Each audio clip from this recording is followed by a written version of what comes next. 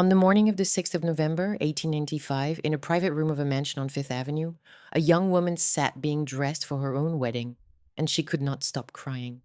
Her maid worked around the tears, smoothing the white satin, pinning the veil so that it fell forward over a face swollen from a night and a morning of weeping. She was running badly late. Outside the door, a servant had been posted to see that she did not leave. A bouquet lay ready on a side table. At the curb below, a carriage waited. A few streets north, inside St. Thomas's Church, a duke stood at the altar, and the guests turned again toward an empty aisle. No one in the room moved to comfort her. They waited only for her to compose her face enough to go. The world outside knew her as the greatest match of the age, Consuelo Vanderbilt, heiress to an American railroad fortune, about to become Duchess of Marlborough. The next morning, it would read the whole thing as a fairy tale. What it could not see was the room behind the veil, a bride who had been forced to that altar, and a marriage whose terms had already been settled in dollars weeks before she put on the dress.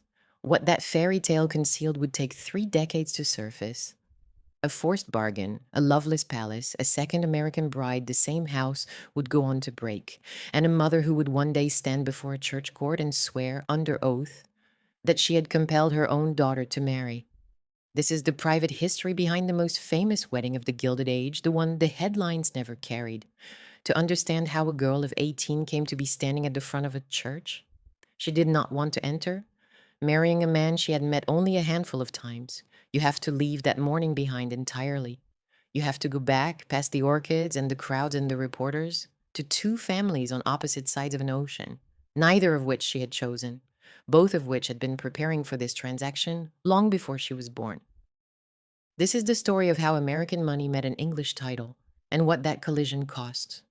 The people caught inside it. It runs across more than half a century and 4 generations. The men who built a fortune out of nothing, the woman who learned to use it as a weapon, the daughter who was spent like currency, the sons who inherited the consequences without ever being asked, and the great stone house that consumed 2 American women whole and was still demanding to be paid for long after everyone who arranged the marriage was dead. It begins, as these stories so often do, with a great deal of money that was far too new and a great deal of history that had quietly run out of cash. The two names at the center of it were known to everyone in 1895, but they were known from opposite directions. A Vanderbilt meant American enormity, steamships and railroads, the marble palaces of Fifth Avenue, the summer cottages at Newport that were not cottages at all, the Gilded Age in its purest and most unembarrassed form. Marlborough meant the other kind of grandeur entirely. It meant battle honors and Parliament, Queen Anne and the Churchill name, a Baroque palace the size of a small town, and an England that liked to imagine itself permanent. What the public assumed when it read about the wedding was that one side had brought the money and the other had brought the history, and that the marriage had elegantly solved both problems at once. That was the myth. It was a good myth. It was repeated in every newspaper on 2 continents, and it concealed almost everything that actually mattered. Because the truth was that both of these dynasties were far more fragile than they looked, and they were fragile in opposite and complementary ways. The Vanderbilt fortune was colossal and only a few decades old, and it was starving for the one thing money could not manufacture, which was legitimacy. The Marlborough title was nearly 2 centuries old, weighed down by a house it could no longer afford, and it was starving for the one thing legitimacy could not generate, which was income. Each had exactly what the other lacked. The marriage, when it came, was not a romance and was never pretended to be one, except by the press. It was an arrangement between two forms of hunger. The American money came from a man who had begun with almost nothing. Cornelius Vanderbilt was born in 1794 on Staten Island, the son of a farmer and ferryman, and he left school as a boy to work the water. He bought a small boat, then more boats, then steamships, and he ran them with a ferocity that frightened competitors and partners alike. When the steamship trade had given him all it could, he turned to the railways, and there he built the engine of the family wealth, consolidating lines, crushing rivals, and tying the transport of an entire region into a single set of hands. By the time he died in 1877, the old Commodore, as people called him, had assembled a personal fortune of more than $100 million, a figure so large in its day that it strained comprehension, larger than the reserves held in the United States Treasury. He left the bulk of it to one son. William Henry Vanderbilt was not the showman his father had been, but he proved an even shrewder steward. And in the few years before his own death in 1885, he very nearly doubled what he had been handed. And so by the time the third generation came forward, Cornelius II, William Kissam, George Washington Vanderbilt, and their siblings, the family had become not merely rich, but one of the wealthiest in the United States, a name that meant capital on a scale no individual could spend in a lifetime. They had the money. What they did not have, and what they wanted with an intensity that is difficult to overstate, was to be received, to be admitted, to be treated by the oldest families of New York not as parvenus who had got rich on freight, but as equals. That gap between what they owned and what they were permitted to be is the soil out of which everything else grew. The English title came from an entirely different kind of beginning. The Marlborough name was made in war and royal favor.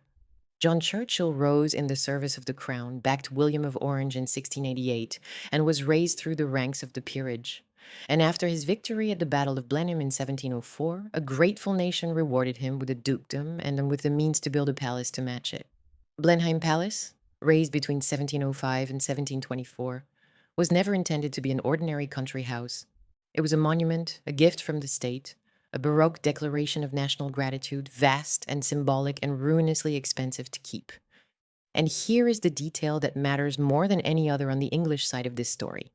The house was the inheritance. To inherit the dukedom was to inherit Blenheim.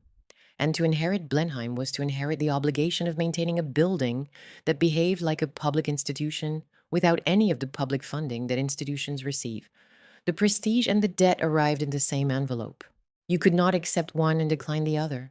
There is something worth sitting with in that arrangement because it explains so much of what followed.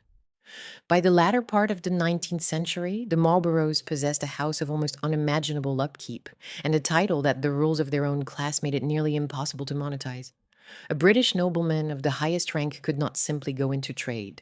To earn money directly, to manufacture or to sell, was regarded as degrading to the dignity of the name. The estate was supposed to generate the income through its land and its rents, but agricultural rents had been falling for decades, and a palace the size of Blenheim could swallow a respectable estate's entire output and still want more. There remained in practice only one socially acceptable way for such a family to refill its coffers. It could marry money. And by the 1890s, there was a great deal of new money, of precisely the right magnitude, looking to be married. The precise scale of Blenheim's distress in those years is harder to pin down than the later popular retellings like to suggest, and it is worth being honest about that. The neat single figure that gets quoted is more storytelling than accounting, but the structure of the problem is not in doubt. On the English side stood a young duke with a sublime title, a palace he was bound to preserve, and not nearly enough money to do it. On the American side stood William Kissam Vanderbilt, sitting inside a fortune built by his father and grandfather out of the family railways, a man by every account less gripped by business than either of them, more drawn to yachts and horses and the pleasures of his class. He could pay. The Duke could not earn. That single asymmetry, one family that could not stop making money and one that was forbidden to make any, is the mechanism that drives the whole machine. Everything human that happens afterwards happens because of it. If you want to see the American hunger made visible, you need only look at the house that William Kissam Vanderbilt built for his wife. Marble House, raised at Newport between 1888 and 1892, was given to Alva Vanderbilt as a present for her 39th birthday, and it cost a sum that would today run well into the hundreds of millions. It was not a home in any ordinary sense. It was an argument made in marble and gold, an attempt to prove a point about who the Vanderbilts now were, and it helped turn a quiet seaside town into a parade ground of competing palaces. The society that today preserves and interprets the house describes it plainly as a landmark of Gilded Age ambition, and, tellingly, it now tells visitors openly that the woman who commissioned it used it to engineer her daughter's marriage into the British aristocracy. The house has outlived its own dream and become evidence against it. On the other side of the water stood Blenheim, older, larger, revered, and financially insatiable. Two houses, two appetites, both magnificent, both impossible to sustain on their own terms. Out of these origins came two family codes that could not have been more different. And the daughter at the center of this story would be crushed precisely where they met. The Vanderbilt Code, at least in the branch that mattered here, was not simply about having money. It was about conquest through display. These were people who possessed enormous wealth, but not yet the ease that comes with inherited acceptance, and who had convinced themselves that admission could be engineered through architecture, through parties, through clothes, through the right marriage.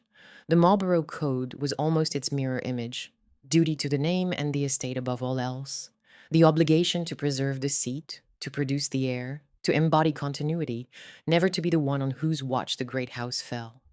Set those two codes side by side, and a terrible logic emerges. When a family that believes status must be seized meets a family that believes the name must be served at any cost, the living person standing between them, the one whose body and future are the actual currency of the deal, becomes the least important consideration in the room. That person had not yet been forced into the center of the story, but the first generation had already laid every pattern that would trap her. The marriage of Olva and William Kissam Vanderbilt was itself strategic long before their daughter's was. It produced money, houses, and a slow, hard-won social breakthrough, but it did not produce tenderness or steadiness, and it would not last. What it did was teach the woman at its center a particular and permanent lesson: that marriage was leverage, that society was a form of war, and that a family was an instrument to be aimed. When the time came, she would not have to invent her cruelty. She would simply apply to her own child the only logic she had ever been given. And on the English side, the trap was structural rather than personal. The young duke who would marry into all this was not free either, not in any modern sense. He had inherited a palace that functioned as a national monument with no national money behind it, and the obligation to keep it standing had been pressed onto him before he was old enough to refuse it. So the origin of this story ends not in splendor, but in fragility. One dynasty had far more money than history. The other had far more history than money. Both were magnificent to look at. Both were brittle to the touch. And the collision between them had been waiting to happen for a generation, waiting only for someone to be placed in the gap. The person least able to resist that placement, the person with the least power and the most value, would turn out to be a girl raised from birth to believe that obedience was the highest virtue a daughter could possess. Her name was Consuelo Vanderbilt, and she was born in Manhattan on the 2nd of March, 1877, the only daughter of William Kissam Vanderbilt and Alva Erskine Smith Vanderbilt. She was raised inside more luxury than almost any child in America, and inside more discipline than almost any child of luxury. Educated at home by governesses and tutors, fluent in several languages, accomplished in all the ways a young woman of her class was expected to be accomplished, she grew into someone the later accounts describe as beautiful, grave, painfully shy, and trained, above everything else, to submit. What she wanted was not extravagant. She did not dream of rebellion. She wanted, in the way that ordinary people want ordinary things, to choose her own husband and to live a life that resembled an ordinary rich woman's life rather than a dynastic exchange. That modest wish would prove to be the one thing she was not permitted. Her role in the family was brutally simple, and everyone but Consuelo seemed to understand it. She was the only daughter, the highest value asset the family possessed, the single instrument through which American money could be converted into a British coronet. Her whole life would arc out from that fact: an obedient girl, captive duchess, separated wife, divorced woman, and at the very end, the keeper of the story, the one who lived long enough to tell it. There is something about the way she was raised that you have to understand before the rest can make sense. By her own later account, the discipline of her childhood was not the warm, indulgent discipline of a beloved only daughter, but something closer to training. She was educated to a standard most young women of her time never approached, drilled in languages, in music, and deportment, and she was held to a physical correctness that bordered on the punishing. The most often repeated image from those years, in that she was made to wear a steel brace fitted along her spine to enforce a perfect carriage, comes chiefly from memoir and later biography rather than from any neutral contemporaneous record, and it should be treated as the family's remembered truth, rather than as a documented fact. Whether the device was quite as she later described it, or whether the memory had sharpened with the years, the meaning of it is the same, and the meaning is what matters. This was a girl shaped, quite literally, to hold a position she had not chosen, to stand straight and say little, and bend her own will to the will of the household. A child raised that way does not learn how to refuse. She learns how to endure. Her mother is the most formidable figure in the entire saga, and the hardest to reduce to a single shape. Alva Erskine Smith was born in Mobile, Alabama, on the 17th of January, 1853, into a Southern family whose fortunes the Civil War had largely destroyed, and she emerged from that wreckage brilliant, combative, and absolutely determined to claw her way to the top of a society that had not asked for her. She was clever, charming when it served her, and utterly without patience for obstacles. It is tempting to make her a simple villain, and the story will give you reasons to, but she was also one of the most consequential women of her age, and the same will that broke her daughter would, a little later, be turned to one of the great causes of her era, the institutions that preserve her memory today. The National Park Service and the Library of Congress among them stress her later years as a major leader and financier of the campaign for women's suffrage.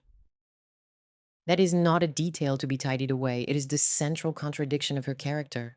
She was capable of imagining and funding freedom for women across an entire nation, while denying the smallest measure of it to the one woman who shared her house. What she wanted changed across her life. In the 1880s and 90s, she wanted conquest, entry into old New York, victory over her social rivals, and as the ultimate prize, a duchess for a daughter. In her widowhood, she would redirect that same unspent force into politics. In this story, she is the architect, the general, and much later and very uneasily, something close to a penitent. The man who paid for it all was the easiest of them to overlook, and the story must not let him slip away as an innocent. William Kissam Vanderbilt was born on the 12th of December, 1849, and he came from the money without inheriting his forebears' appetite for it. He was, by the standard account, far less interested in the railways than his father and grandfather had been, and far more interested in the pleasures the railways had bought: sport, society, the open water, the easy life of a man who had never had to make a fortune because one had been made for him. That ease is exactly what makes him dangerous in this narrative. He had the resources to write any settlement and the temperament to avoid any fight, including the one fight that might have saved his daughter. He was not the mastermind of what happened to Consuelo. But when the decisive moment came, he did not stand between her and her mother. He signed, he paid. A man's passivity in a situation like this one is not the same as innocence. The Duke himself, the man waiting at the front of the church, was Charles Richard John Spencer Churchill, the ninth Duke of Marlborough, born on the 13th of November 1871, and known to his intimates by the incongruously warm nickname Sonny, not for his disposition, which was anything but for one of his subsidiary titles, Earl of Sunderland. He inherited the dukedom in 1892, while still a very young man, and with it Blenheim and all its obligations. He should not be drawn as a melodramatic monster, and he should not be drawn as a wronged romantic either. He was proud, calculating, often genuinely cold, and authentically burdened by the weight of the house he had been handed. He wanted what his ancestors had handed him to survive, and he wanted the political standing his rank entitled him to. He approached the marriage as a financial rescue first and an intimacy second, if it was to be an intimacy at all. That makes him comprehensible. It does not make him kind.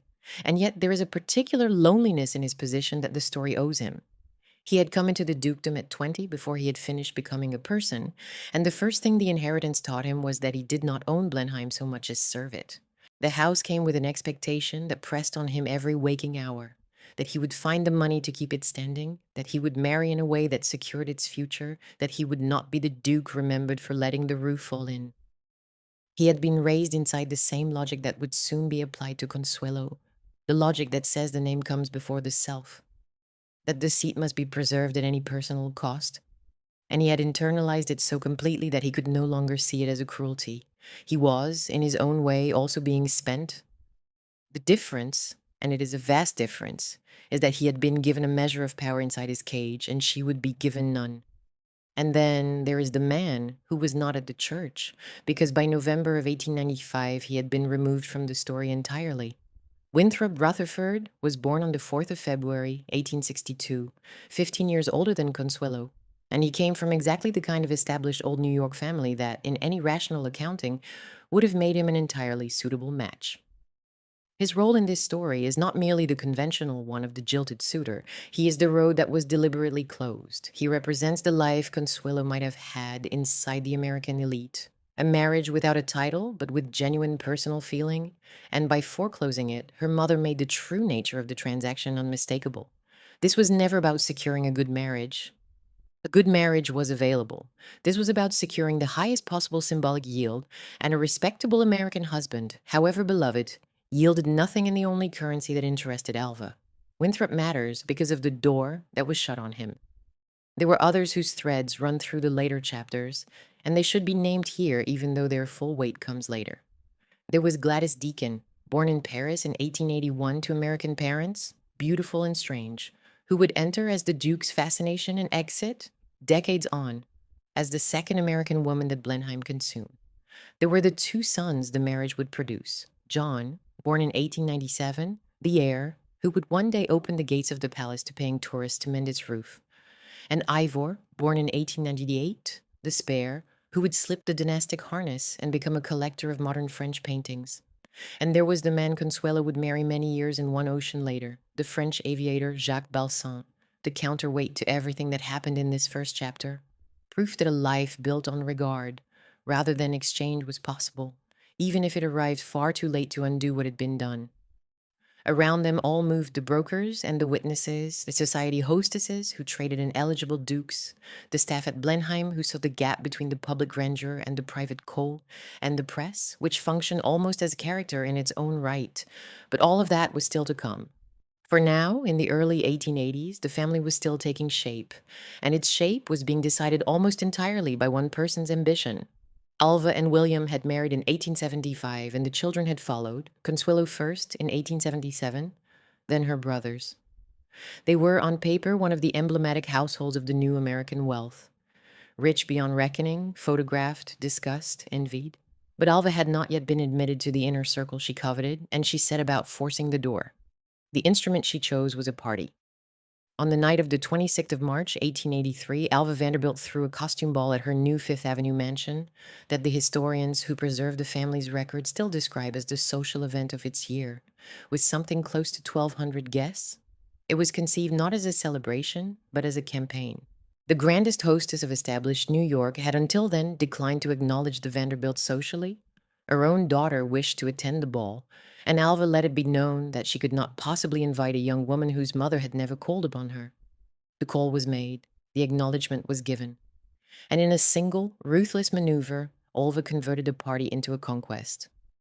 That night, the Vanderbilts stopped merely possessing money and started compelling acceptance. It should be understood not as a glittering evening, but as a victory in a war that most of the guests did not even realize was being fought. From that triumph, Alva moved to architecture because she understood, as few people of her time understood so completely, that a house could be an argument. Marble House rose at Newport across the years from 1888 to 1892, and into it she poured imported stone, French and classical references, and the full force of her conviction that status could be built. It was a worldview rendered in rooms. Staircases designed for entrances, halls designed to impress, a setting calibrated for the social theater she meant to stage. And there is a dark usefulness in the fact that the house still stands and now tells the truth about itself, because it means the very monument she built to prove the family had arrived now serves as evidence of the lengths to which she went. In the unfolding of this story, Marble House was a rehearsal.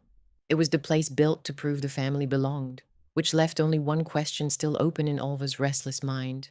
Having proved that they belonged, what remained for her to win? The first signs of trouble were already there, beneath the surface of all that triumph, for anyone who knew where to look. The first was Alva herself. Admission did not satisfy her, it sharpened her.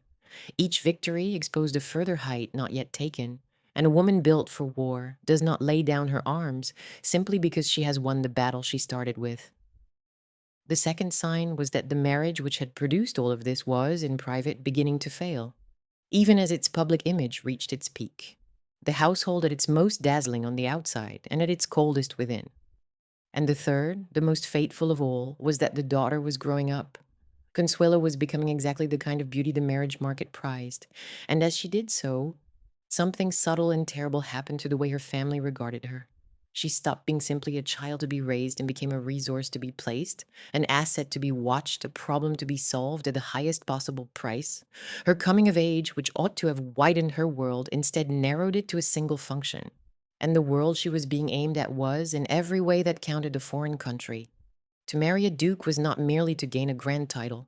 It was to be transplanted into a system Consuelo barely knew, governed by rules no one would think to explain to her because everyone inside it had absorbed them in the cradle. It was a world of precedence and protocol, of who entered a room before whom and who sat where at dinner, of vast cold houses run by armies of servants and ordered by a social calendar that moved from London in the season to the country for the shooting. It valued discretion above feeling and continuity above happiness, and it had no vocabulary at all for a young woman who might find herself unhappy inside it. The American girl who would be sent across the ocean to take her place in that world was being prepared to perform a role, not to live a life. No one seems to have asked whether she could bear it. The question in that family simply did not arise. It is worth pausing on how deliberately this image was managed, because the public glamour of this family was never an accident. Alva understood publicity as instinctively as she understood architecture. The world's impression of the Vanderbilts was constructed as carefully as any of their houses, fed to the newspapers, shaped, controlled. That fact will matter enormously when the wedding comes, because once a private decision becomes a public spectacle, refusing it becomes very nearly impossible. The machinery of image was not incidental to the coercion that was coming. It was one of its instruments. By the early 1890s, then, Alva Vanderbilt had achieved very nearly everything she had set out to achieve. She had the fortune, won for her by the men of the family. She had the houses, built to her own design. She had forced open the doors of the society that had tried to shut her out, and she had made herself one of the most talked about women in America. She had, in short, conquered New York. And it was precisely at the summit of that conquest that the most dangerous discovery of her life took hold of her. The discovery that conquering New York was not, after all, enough. There was a higher price still, one that no amount of American money could simply purchase, and no New York hostess could confer. There was a world across the ocean, older and grander and more exclusive than anything Fifth Avenue could offer, and it had a currency all its own. What Alva wanted now was not another house or another ball. What she wanted now was a title. What she wanted specifically was a duke. And she had, ready to hand, the one possession in all the world with which such a thing could be bought. She had a daughter. If this story has you as captivated as I think it has, do subscribe. What happened next to this family is something the public never knew, and we're only just beginning. By the time Alva turned her gaze across the Atlantic, the route she meant to travel was already well worn. She had not invented the idea of trading American money for an English title. She had merely decided to execute it at the highest level anyone had yet attempted. All through the 1880s and into the 90s, the daughters of newly rich American families had been crossing the ocean to marry into the British aristocracy, and the traffic had become heavy enough that observers on both sides had given it a name. The English called the new arrivals the dollar princesses, sometimes with affection and very often without it. The arithmetic behind the phenomenon was stark, and the historians who study it have measured it. By the turn of the century, American heiresses had married into more than a third of the titles that sat in the House of Lords. It was, as the institutions that now chronicle it describe it, a reciprocal trade, money flowing east into crumbling estates, status flowing west into families that had everything except the coronet. An entire economy of marriage had grown up around a single mismatch between the two countries, and Alva understood that economy as well as anyone alive. She had reason to understand it because it ran through her own circle and even through her own daughter's name. Consuelo had been named after her godmother and namesake, Consuelo Iznaga, a vivacious Cuban-American beauty who had married the heir to the Duke of Manchester and become in time a duchess herself. The child had grown up with the example of the transaction sitting at the very head of her christening register. And on the English side, the family Alva had set her sights on already contained its own celebrated American. Lord Randolph Churchill, the younger son of an earlier Duke of Marlborough, had married the American Jenny Jerome 2 decades before, and their son was a young man named Winston.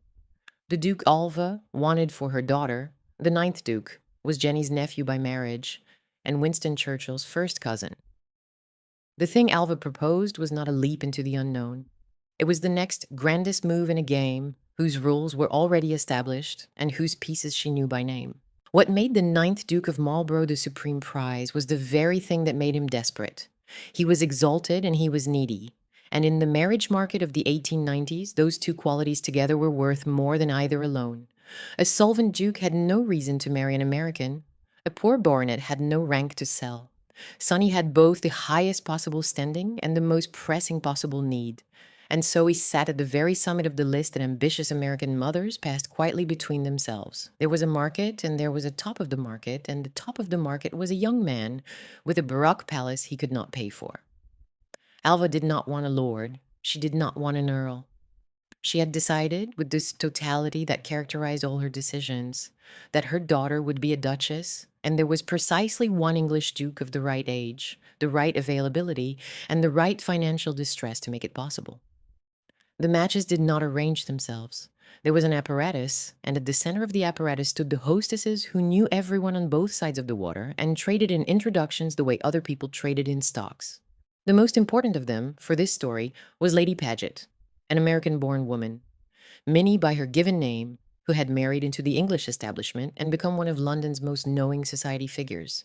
She made it her business to bring the right American girls before the right English titles, and she was, by every account, instrumental in steering the Duke of Marlborough and the Vanderbilt heiress toward one another. There is something worth pausing on in that arrangement because it tells you what kind of transaction this really was. The introduction of a young man and a young woman who might spend their lives together was handled not as a matter of feeling, but as a matter of placement, brokered by a third party who understood exactly what each side was bringing to the table and what each side expected to take away. For a few years before any of this hardened into catastrophe, the life Consuelo led had the appearance of enchantment. And it is important not to flatten it, because the seduction of that world was real even for the people it would destroy. The rhythm of it ran from the great houses of Fifth Avenue to the summers at Newport, where the marble cottages stood in a row above the sea, and the families inside them competed in a slow tournament of dinners and balls. And then on to Europe, to Paris for the dressmakers and London for the season, that fixed social calendar of the British upper class through which a young woman was meant to be introduced, displayed, and in the end disposed of in marriage. It produced genuine beauty. The gowns, the houses, the portraits, the sense that a private life could be arranged as carefully as a drawing room. You can see why it held people. You can see why even those who suffered inside it found it difficult to imagine anything else. Because it offered, in exchange for obedience, a kind of glory that ordinary life could not match. The illusion was that all this loveliness was the point. The reality was that for a girl of Consuelo's value, the loveliness was the bait. To be a young woman brought out into that world in the 1890s was to live inside a strange double exposure, admired and appraised in the same glance. The season had a rhythm a girl learned to move through almost in her sleep. The presentations and the dinners, the balls that ran until the candles guttered, the long, careful conversations in which she was being weighed even as she made her practiced replies. She was taught to enter a room a certain way, to hold herself a certain way, to speak enough to seem accomplished, and never so much as to seem forward. And all the while, the older women watched from the edges of the room, totting up incomes and acreages and titles, deciding who might do for whom. It was a marketplace that had dressed itself in the language of romance, and the girls inside it were taught never to notice the difference. Consuelo, drilled since childhood in exactly these arts, moved through it flawlessly. She had been built for it. That was the tragedy hidden inside her own grace. The newspaper followed these transatlantic matches the way they followed nothing else, tracking engagements and settlements like results posted from a race course, and in the very year Consuelo's fate was being decided there was a parallel to study. Mary Leiter, the daughter of a Chicago dry goods fortune, married the rising English politician George Nathaniel Curzon in the spring of 1895, and would in time cross the world at his side to become vicereine of India, the grandest height an American-born woman had yet reached inside the British system. The pattern was everywhere by then, repeated at every rank of the peerage, and each new match made the next one easier to imagine and harder to resist.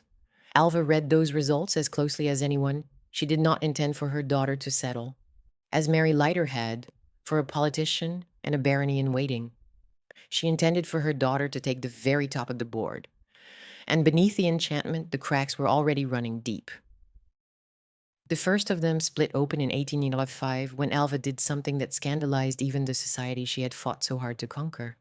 She divorced her husband. William Kissam Vanderbilt's conduct gave her the grounds, and she took them without flinching, in an age when a woman of her standing was expected to absorb such things in silence for the sake of appearances. The divorce was a genuine act of will, and it tells you everything about her that the experience did not humble her in the slightest. It gave her money and it gave her autonomy, and she emerged from it not chastened, but enlarged, freer than ever to pursue, the single ambition that now consumed her. A different woman, having broken her own marriage, might have hesitated to engineer her daughter's. Alva was not a different woman. If anything, the dissolution of her own union sharpened her conviction that marriage was an instrument, to be made and unmade according to one's interest, and that sentiment had nothing to do with it. The trouble was that her daughter did not agree, because her daughter had fallen in love. Consuelo had formed an attachment to Winthrop Rutherford, the older man from the established New York family, and by her own later account, the two of them had reached a private understanding, something close to a secret engagement, the kind of promise young people make when they believe their feelings will be enough. There was a sweetness to it that makes what came after harder to read. Winthrop was 15 years her senior, settled and quiet where she was young and uncertain, and to a girl who had grown up under unrelenting correction, he must have felt like the first soft place she had ever been allowed to rest. They were of the same world. Their families moved in the same rooms. In an ordinary life, there would have been nothing remarkable about it at all. By the account that has come down to us, an understanding passed between them. A few words, a promise exchanged in private, the assumption that a way would be found. It was the single decision of her own that Consuelo had ever made, the one moment in 18 years when she had reached for something because she wanted it rather than because she had been told to. She had no way of knowing that it was precisely this act of wanting, and not any flaw in the man himself, that would make him impossible. He was suitable by every measure that any reasonable parent might apply. He was wealthy, well-born, well-mannered, devoted. He offered Consuelo precisely the life she had dared to want. A marriage inside her own world to a man of her own choosing, free of titles and free of transatlantic exchange. And exactly that, was why he could not be allowed. Alva did not object to Winthrop because he was unworthy. She objected to him because he was merely worthy, and worthiness was not the currency she dealt in. A respectable American husband yielded nothing in the only ledger that interested her. He was, in the cold accounting of her ambition, a waste of the asset. So she did what she had always done when something stood between her and what she wanted. She removed it. When she discovered the attachment, she moved to break it with a thoroughness that the people who later recounted it found difficult to forget. She separated the two of them physically, carrying Consuelo off to Europe and keeping her in motion, away from the man she loved and within reach of the titles Alva preferred. Letters between the young couple were intercepted before they could arrive. The campaign of separation was conducted with the same operational precision Alva brought to everything, and against it Consuelo had no defense at all, because she had been raised, quite deliberately, to be a girl without defenses. The European months were their own particular ordeal, and they doubled as a hunting expedition. Alva moved her daughter from city to city, from Paris to London and the great houses in between, and at each stop Consuelo was presented to the eligible aristocracy of Europe, like a piece of art carried to private viewings, dressed and displayed and made to perform her accomplishments before men who were assessing her worth. She understood exactly what was happening and could do nothing to stop it. The girl who had reached for one small private happiness now found herself paraded across a continent in pursuit of a public one she had not chosen, cut off from home, surrounded and steered, not cruelly in the obvious sense, for she wanted for no comfort or gown or carriage, but cruelly in the sense that mattered most, which is that her will had been declared irrelevant and her isolation made complete. Here the documentary record grows uncertain at the edges, and it is right to say so plainly. The most vivid details of what passed between mother and daughter in those months come chiefly from Consuelo's own memoir, written decades later, and from the biographers who followed her. What is not in dispute is the shape of it. Surveillance, isolation, the systematic dismantling of a young woman's first and only act of self-determination. What is known as this: Consuelo did not want the Duke of Marlborough. She wanted Winthrop Rutherford, and she said so, and her mother overrode her. The private moments that have come down to us through her own telling are almost unbearable in their intimacy. She described pleading for the right to choose her own husband, and being met not with reason but with rage. She described her mother performing illness, taking to her bed, declaring that her daughter's defiance would be the death of her, converting a girl's wish for happiness into an act of filial cruelty so unforgivable that no loving daughter could persist in it. Whether every word of those scenes happened exactly as Consuelo later set them down, or whether the long ache of memory had hardened and reshaped them, hardly alters their meaning, because the pattern they describe is consistent with everything we know about how that household worked. A mother who had spent 20 years learning that the will is a weapon turned the full force of that weapon on her own child. And the child who had been raised since infancy to bend, bent. That is the first fracture, and it deserves to be seen for what it was. Not the wedding, which came later and which the world mistook for the decisive event, but the moment before it, the engagement, the surrender. The wedding was only the ceremony in which a decision already made was performed in public. The real break came in the late summer and early autumn of 1895, in the rooms of Marble House, where the whole apparatus of the family was brought to bear on a girl of 18 until she gave the answer that had been required of her from the start.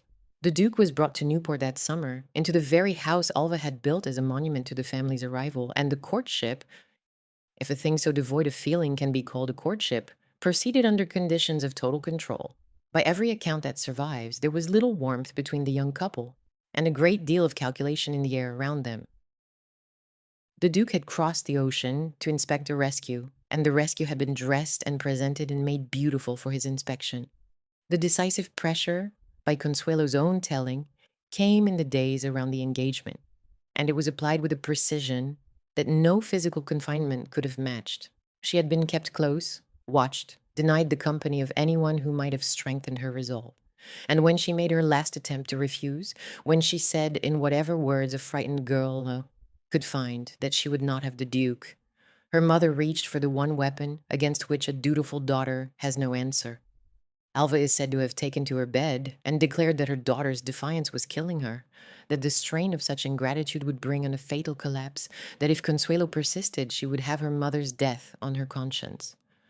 Whether the threat was framed exactly so, or whether memory sharpened it across the decades, the effect was the same, and it was total.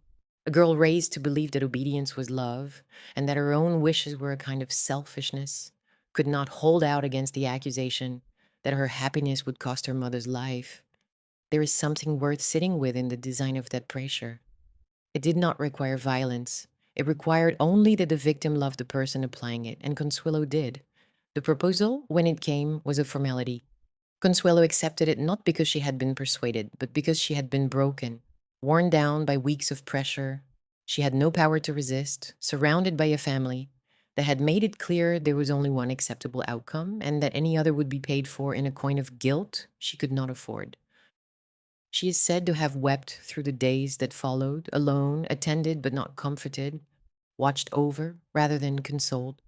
She understood, with terrible clarity, exactly what was being done to her and exactly how little her understanding mattered. And then she said yes, because there was no one left in that house who would have heard a no. The engagement was announced in September of 1895, and at that moment the story stopped belonging to Consuelo entirely. It is worth sitting with the asymmetry of what was being sold. Alva was not merely arranging her daughter's marriage. She was selling a public fantasy to two nations at once. America, the brash young republic that had no aristocracy of its own, was about to plant one of its daughters at the very pinnacle of the British peerage. The transaction had a narrative, and the narrative was triumphant. And Alva understood that the narrative was as valuable as the money, that a wedding watched by millions would set the seal on everything she had spent her life trying to achieve. The girl at the center of it had become the least significant part of her own engagement. She was the occasion for the fantasy, not a participant in it. The responses of everyone around her in those weeks reveal exactly who they all were. Consuelo resisted, and then she buckled, because resistance had never been built into her. Alva intensified, pressing every advantage until the matter was settled, because intensification was the only mode she possessed. William receded, as he had always receded, present enough to sign whatever needed signing, and absent enough to avoid the one confrontation that might have spared his daughter. The Duke proceeded with the cool efficiency of a man completing a necessary piece of business, because to him that is precisely what it was. And Winthrop Rutherford simply disappeared from the official version of events, as the unwanted man always disappears in these arrangements, becoming unspeakable long before he stopped mattering to the girl who had loved him. Nobody in the whole affair behaved out of character. They were all of them obeying faithfully the logic that had formed them. That is the quietest horror of the first fracture. Not that anyone was a monster, but that no one had to be. It is worth turning for a moment to what the Duke himself was doing in those weeks, because his composure is its own kind of revelation. He had come to America to secure the future of his house, and he conducted the business of his engagement with the unhurried correctness of a man who has done his sums and found them satisfactory. There is little in the record to suggest he took any notice of his bride's distress, and nothing to suggest it would have changed his course if he had. He was not a sentimental man, and he had not crossed an ocean in search of sentiment. He had been raised inside the same conviction that now governed the Vanderbilt household, that the name and the seat came before the self. And so the coldness with which he approached the marriage was not, in his own mind, coldness at all. It was duty. He needed the money to save Blenheim, and the money came attached to a girl, and the girl came attached to a wedding, and he moved through each step in turn without permitting himself to dwell on the human cost of any of it. Two families on two sides of an ocean had taught their children the identical lesson. Now those children were being married to one another, and neither of them had been given the language to object. Once the engagement was fixed, the money was settled, and the figures tell you, more honestly than any description could, what kind of arrangement this was.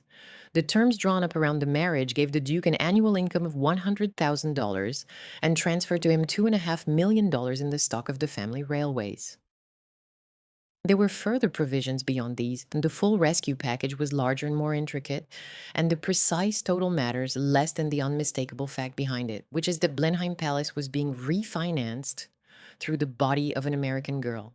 It is tempting to convert these sums into their modern equivalents to convey the scale, and the scale was vast, but there is a reason to leave them in their original American dollars, because the currency is part of the violence of the thing. Consuelo was being priced in exactly the same financial language as the freight and the rolling stock that had built her father's empire. The railways had made the money. Now a share of the railways and a yearly income to match would be handed across the Atlantic in exchange for the right to call her a duchess. She had been converted, with perfect consistency, into the same kind of asset as everything else the family owned. There is something worth sitting with in that equivalence, because it is the cold heart of the entire story. A great deal of money would now travel east across the Atlantic, and in the years to come it would go where it had always been destined to go, into the fabric of Blenheim Palace, into its repairs and its grounds and its endless upkeep, into the survival of a building that had been bleeding its owners for the better part of a century. The marriage was, in the most literal sense, a transfer of funds, and the funds had a purpose written into them before the vows were spoken. The house would be saved, that much was certain. The only thing uncertain, the only thing nobody in either family appears to have considered worth weighing against the survival of a palace, was what the arrangement would cost the 18-year-old through whom it all flowed. And the moment the terms were agreed, the family stopped behaving like a family at all and began behaving like a campaign. This is the change in the emotional weather that you can feel coming off the record of those autumn weeks.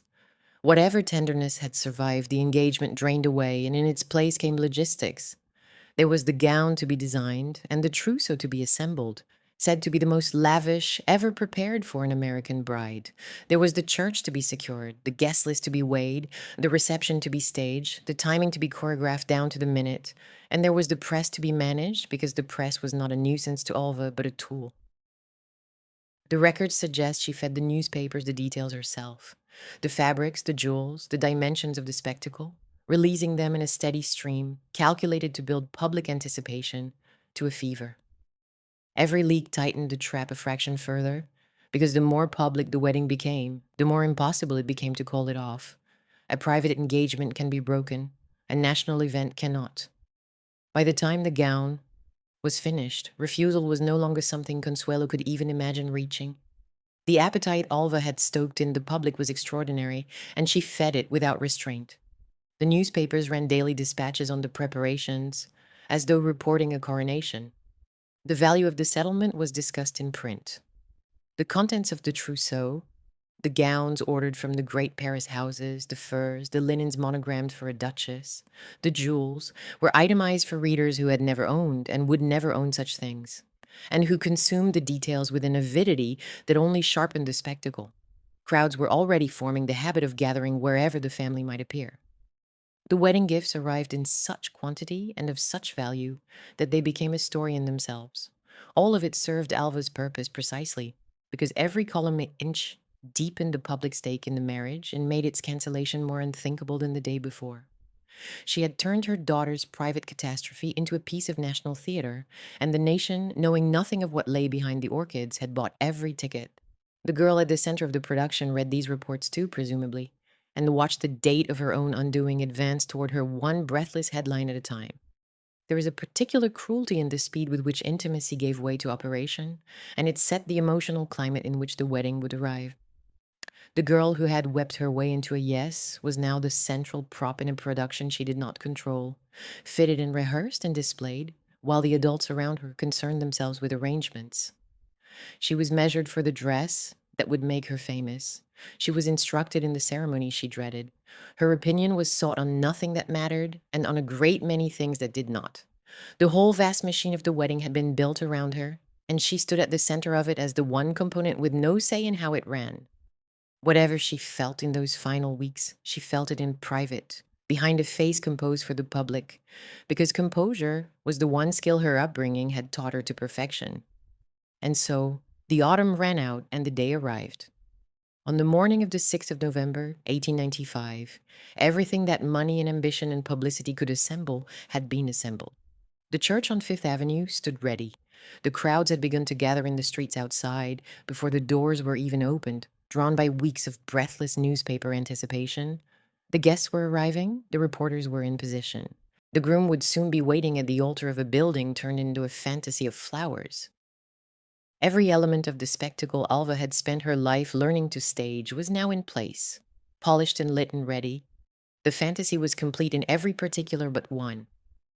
Somewhere in a private room, away from the crowds and the cameras and the orchids, the 18-year-old girl, whose marriage all of this existed to celebrate, was being dressed for a wedding she had never wanted to a man she did not love.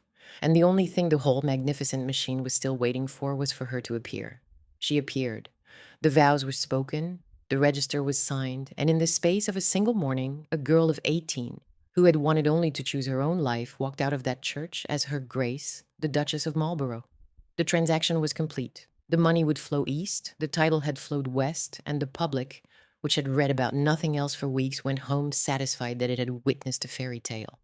What the public could not see was that the wedding had not resolved anything. It had merely begun it, everything that this ceremony was supposed to settle. The saving of a house, the founding of a transatlantic dynasty, the happiness of two young people joined before God, would now have to be lived out day by day, across years by the two human beings the contract had bound together. And almost from the first hour, the living of it went wrong. Within days, the new Duchess was carried away from everything she had ever known. There was a honeymoon, a long progress through Europe, and then the crossing to England and the journey at last to the house that had required her. Nothing in 18 years of American luxury had prepared her for Blenheim. She arrived as a bride in the first cold months of her marriage to find herself the mistress of a palace so vast that it functioned less like a home than like a monument she had been installed to caretake. The scale of the place was punishing rather than comforting. The corridors ran on beyond sight, and the rooms were grand and freezing, heated barely or not at all, ordered by a rigid hierarchy of servants who knew the rituals of the house far better than she did and who watched their American mistress with a careful, measuring courtesy. She had grown up amid display, but Newport display was warm and competitive and alive. Blenheim was cold and ceremonial and old, and it expected her to disappear into its routines rather than to brighten them. The girl raised to hold a perfect posture now found herself holding a perfect performance in a house that cared a great deal about her dowry and very little about her happiness. There is a detail from those early years that has come down through Consuelo's own later account, and it conveys the texture of the marriage better than any general statement could. She remembered the dinners. Night after night, she and the Duke would sit down to dine alone, the two of them at the far ends of a table built for a different scale of company, the length of polished wood between them filled with silence. He would say little, she would say less. By her recollection, he had a habit during these endless silent meals of twisting the ring upon his finger, around and around, while neither of them spoke. There is something about that image worth sitting with. A young woman of 19, a duchess, mistress of one of the grandest houses in England, sitting in the cold at the wrong end of a vast table, watching her husband turn his ring in silence, with decades of exactly this stretching out ahead of her. She had been given the highest title an American girl had yet achieved. She had been given a palace. She had not been given a single thing she actually wanted, and yet, to the world, the marriage was a triumph. And this is the part of the story that requires the most care, because the false success was real in its own way. Consuelo was, by every account, a magnificent duchess. She was beautiful, dignified, gracious. She learned the rituals and performed them faultlessly. She was presented at court and moved through the highest society of England as though she had been born to it. The English, who had been prepared to find the American heiress vulgar, found her instead elegant and self-possessed, and she won a genuine admiration that had nothing to do with her money. She did the work of the position with a quiet competence that masked everything underneath it. She visited the tenants and the cottagers on the estate. She involved herself with real feeling in charitable causes, the welfare of the poor, the conditions of women and children, the kind of practical good that gave her days a purpose her marriage could not. To anyone watching from outside, here was the system working exactly as designed. The money had saved the house, the American girl had risen to her rank, and a new chapter of the Marlborough line was about to begin. The public proofs of that success were genuine, and they were many. She was presented at the court of Queen Victoria, and in time took her place among the peeresses at the coronation of King Edward VII, robed and coroneted in the Abbey alongside the oldest names in England. An American girl of no inherited rank at all, seated by marriage among the hereditary aristocracy of 1,000 years. English society, which had braced itself to be contemptuous of the heiress, found instead that it could not be. She carried herself with a grace that disarmed the snobbery arrayed against her, and she won on her own merits and not her father's money, a respect that genuinely surprised the people who gave it, and she did real good with the position. She turned her attention to the conditions of the poor on the estate and beyond it, to the welfare of women and children, to practical charity of the kind that left actual lives improved, and she found in that work a purpose that her marriage had never given her. There is something worth noticing in that. The role had been forced upon her, and she had made of it something decent in spite of everyone who had arranged it. The Duchess the world admired was not a fiction. She was a real and admirable woman, performing a real and admirable function, and dying a little inside the whole time she did it. It began on the 18th of September, 1897, when Consuelo gave birth to a son, John Albert Edward William Spencer Churchill, who took the courtesy title Marquis of Blandford and stood from his first breath as heir to the dukedom. A little over a year later, on the 14th of October to 1898, she bore a second son, Ivor. In the brutal shorthand of aristocratic life, she had produced the heir and the spare, the dynastic minimum required of any duchess, and she had done it quickly and without fuss. The succession was secure. The house had its future. By the only measure that the marriage had ever been designed to satisfy, Consuelo had now discharged her entire function. She was barely 21 years old.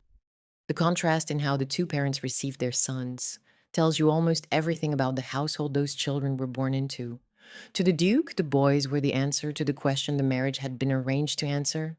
The succession secured, the line continued, the obligation to the name discharged for another generation. He regarded them, as far as the record allows us to see, less as children than as the future of the house, the next pair of hands into which Blenheim and its burdens would one day pass. To Consuelo, they were something altogether different and altogether more dangerous to her composure. They were the one source of uncomplicated love in a life that had been emptied of it. Whatever the marriage had failed to give her, her sons gave her, and she gave it back without reservation.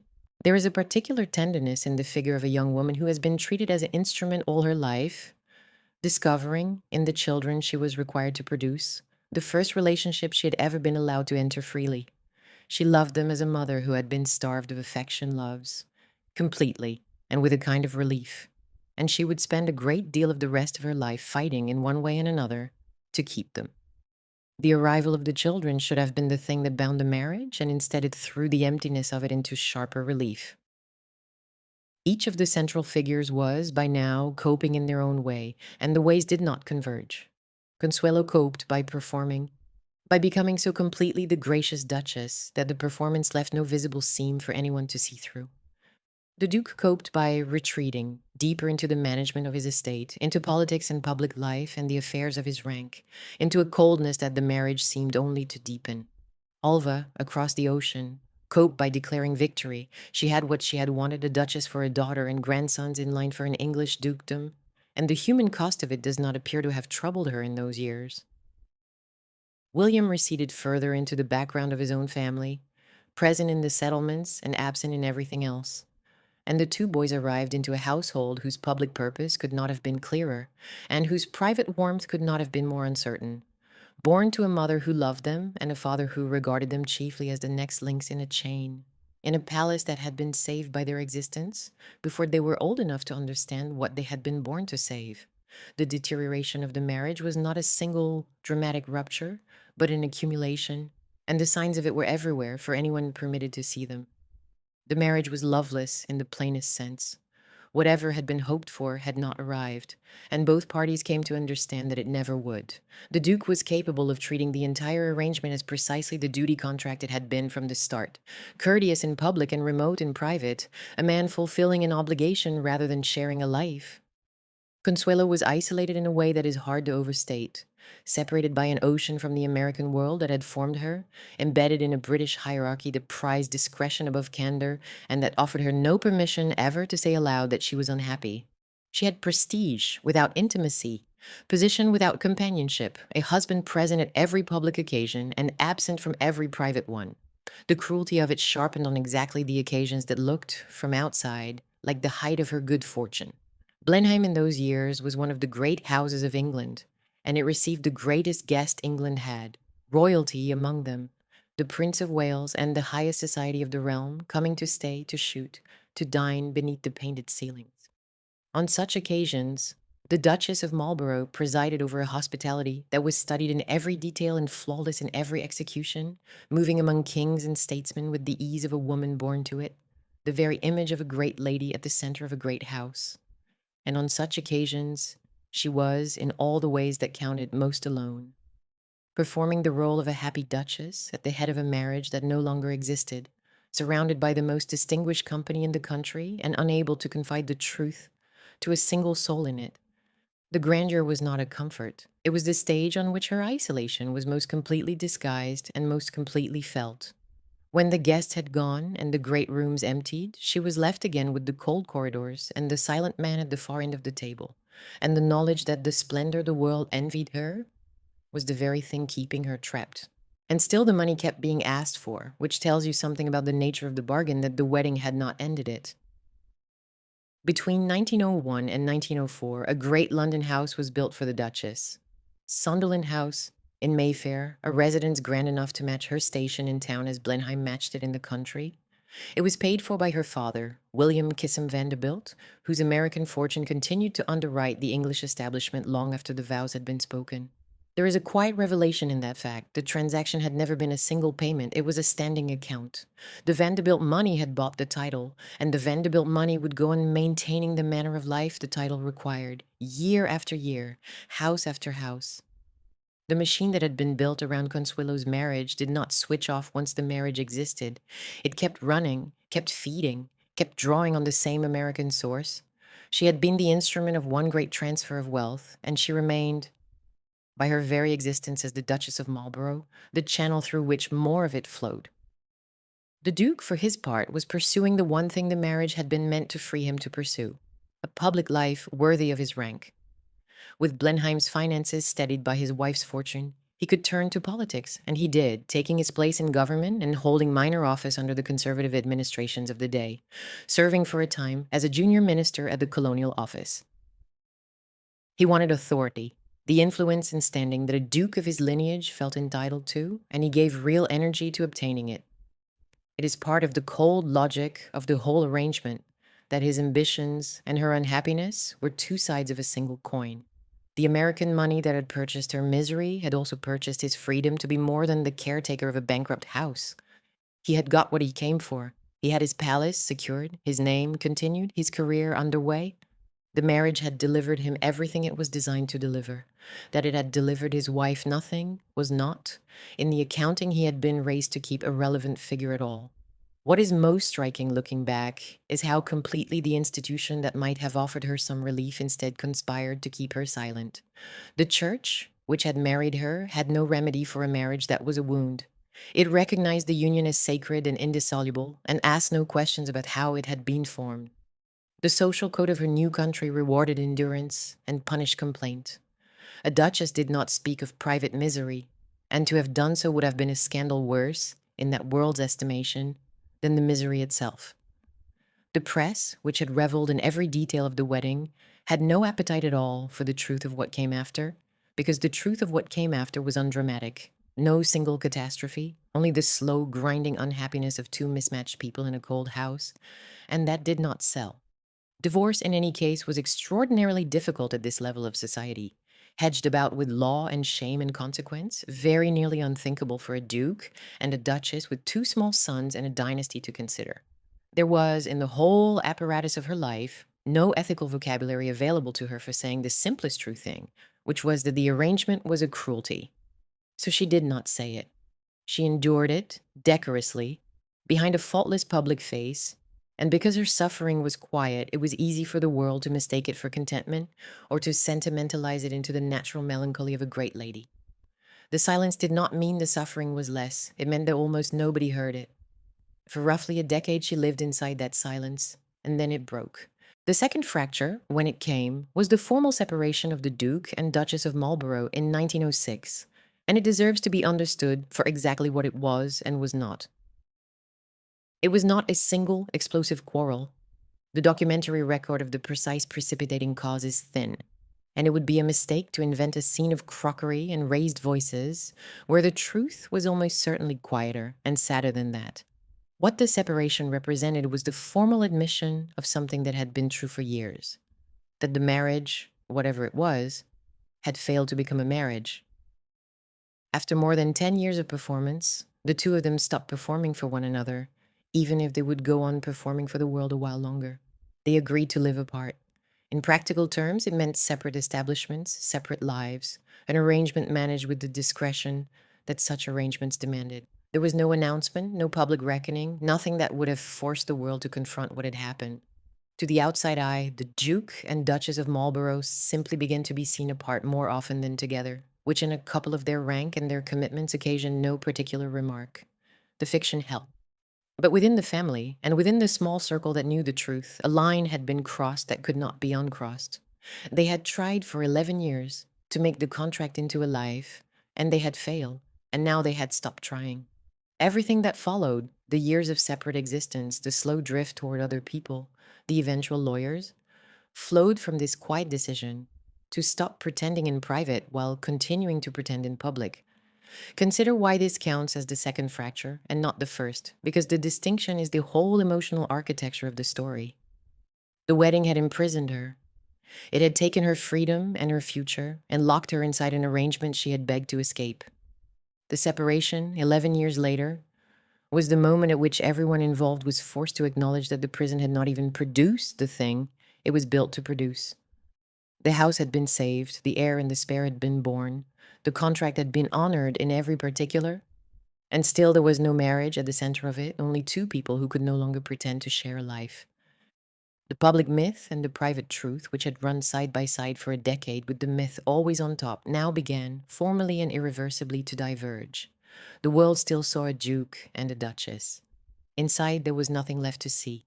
From the moment of the separation, the threads of these lives, which had been twisted together by the marriage, began to pull cleanly apart, and each one ran off in its own direction.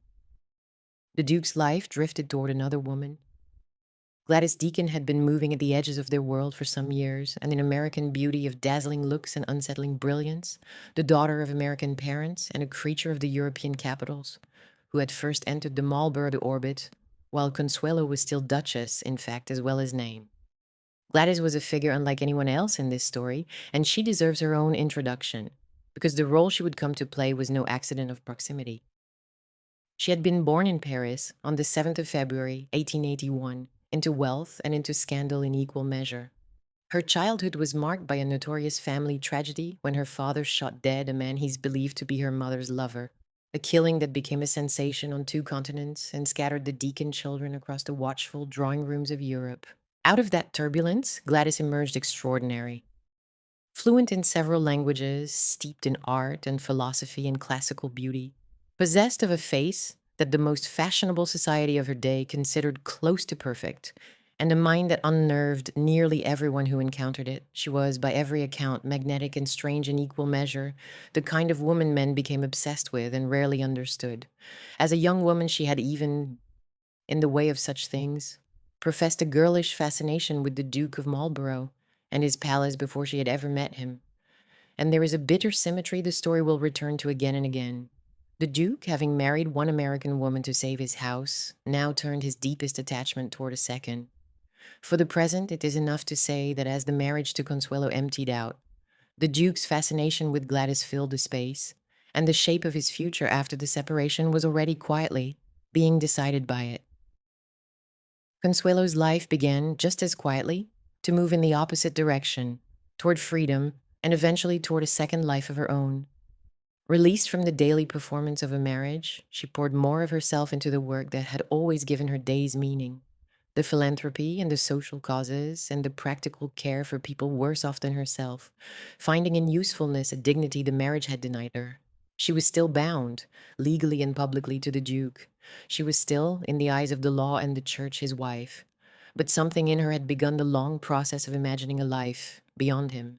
And the woman who emerged from the separation was not the broken girl who had wept her way to the altar in 1895. She had endured 11 years of it and survived. She was still young, and she had begun, very cautiously, to want things again. It helped that the years of the marriage had given her, almost by accident, a handful of genuine attachments to set against its emptiness. Chief among them was an unlikely one, her husband's own first cousin, the young Winston Churchill, the son of that earlier American Duchess, Jenny Jerome, who found in Consuelo a quick intelligence and a warmth that the Marlborough men seemed to lack, and who became, across the whole long span of her life, one of her most loyal friends. There were others, too, the writers and politicians and reformers she met through her charitable work, a wider world of people who valued her for her mind and her conscience rather than her dowry. None of it amounted yet to an escape, but it amounted to a life beyond the Duke, a set of rooms in her own existence into which he did not come. And a young woman who has discovered that such rooms exist is a young woman who has begun, however slowly, to find her way toward the door. The two boys grew up in the space between their separating parents, under the sign of division rather than of a home. John, the heir, and Ivor, the spare, came of age in a family whose public image and private fracture had never matched, learning early the particular lesson of their class: that what was shown and what was felt were two different things, and that one did not speak of the gap. The damage of the marriage was being handed down to them in the only inheritance that truly passes between generations, which is not money or title, but pattern, and silence, and the unspoken knowledge of what could not be said. They would carry it forward in their own ways, into their own lives, long after the arrangement that made them had been dissolved. They were sent, as boys of their station were always sent, away to school and into the system that turned the sons of great houses into the men who would inherit them. The discipline of an English public school education, the long absences from home, the early lesson that feeling was a private weakness and duty a public virtue. They returned in the holidays to a household that was a household in name only, to a mother they adored and a father they were taught to revere, the two of them living increasingly apart. Whatever a child takes from such an arrangement, John and Ivor took it in the different proportions of their different temperaments, the elder bound for the title and the burden, the younger free of both and uncertain what to do with the freedom. The marriage had been built to produce them, and having produced them, it had given them, as their first inheritance, a model of married life in which two people who could not bear one another maintained a flawless public face. It is the kind of inheritance that does not show up in any settlement and that no fortune can be made to pay back. And Alva, the architect of the entire affair, was already moving toward the strangest turn in the whole saga. She had remarried within a year of her daughter's wedding, taking as her second husband Oliver Hazard Perry Bellman in 1896, and for a time she lived the life of a wealthy society widow in waiting. But the force in her had never been spent, only redirected, and in the years after the separation it would find an entirely new object. The woman who had crushed her own daughter's will in the name of a title would, before the next decade was out, throw the full weight of her fortune and her ferocious determination behind the cause of women's freedom, bankrolling the campaign for the vote, building organizations, lending her name and her money to the proposition that women should be permitted to decide the course of their own lives. The contradiction is almost too neat to be believed, and the story will have to reckon with it honestly when the time comes. For now, it is enough to mark that the same wheel was already turning, and that the mother who had spent a daughter on a duke was about to become a champion of every woman's right to refuse exactly that kind of bargain. So by the end of the first decade of the 20th century, the marriage of money and title stood revealed, at least to those inside it, as the failure it had always been. The Duke and Duchess of Marlborough lived apart. He was turning toward Gladys Deacon. She was turning toward a life of her own. The boys were growing up in the wreckage. Alva was turning toward suffrage. Every thread had begun to run in its own direction, and yet the marriage itself was not over. It could not be over, because in that world a thing like this did not simply end. There was no divorce, only separation. There was no public acknowledgement, only private arrangement. The law still bound them, the church still bound them, the children and the dynasty and the great house still bound them. The marriage had become a kind of corpse that society refused to bury, dead in every way that mattered, and yet propped up in public, dressed and presented and maintained, because the alternative was a scandal that the people involved were not yet ready to face. It would take years more, and the death of the man who had paid for all of it, and the slow loosening of a whole social order before the truth could finally be spoken aloud. And when it was finally spoken, it would not be the Duke who said it, or the law, or the church. It would be the one person whose admission would change everything, the woman who had forced the marriage in the first place, and who would, in the end, have to confess what she had done. The confession was 15 years away, and they were strange suspended years. After the separation, the marriage entered the peculiar half-life that the aristocracy of that era reserved for unions. It could neither sustain nor end. A state of formal connection and practical rupture that could go on, in principle, forever. The Duke and Duchess of Marlborough remained, in the eyes of the law and the church and the court circular, husband and wife. They were nothing of the kind, in fact.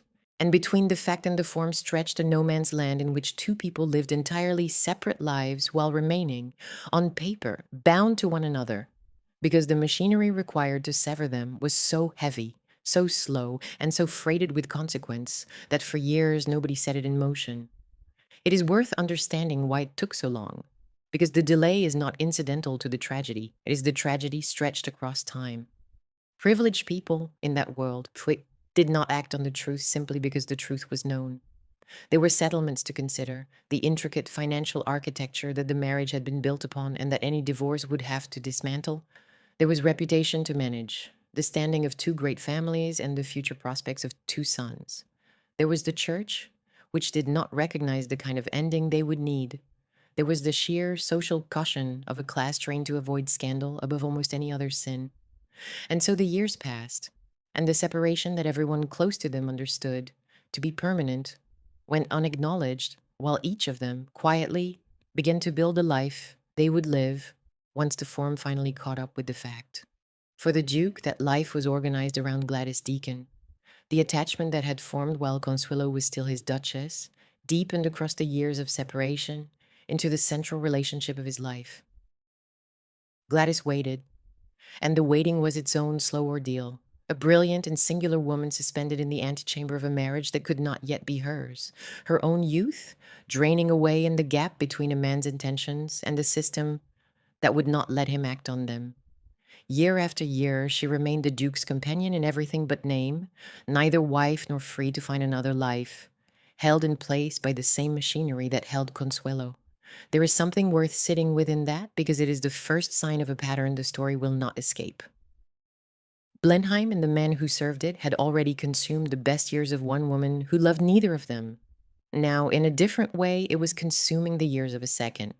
And the cost to Gladys was not abstract. She had entered the Duke's life, a young woman of extraordinary promise, courted across Europe, admired by artists and writers, a beauty whose face was discussed in the way few faces ever are. She gave those years, her 20s, her 30s, the whole long stretch of a woman's prime, to waiting for a marriage that the law would not permit.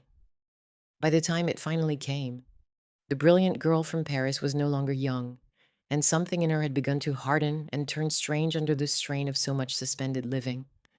The Duke's inability to free himself did not only injure the wife he had married, it slowly damaged the woman he loved. He had become, without ever quite intending it, a man around whom women's lives were spent. That more than any single act of cruelty is the thing about him the story keeps returning to. For Consuelo, the years of the half-life were, against every expectation, the years in which she finally became herself.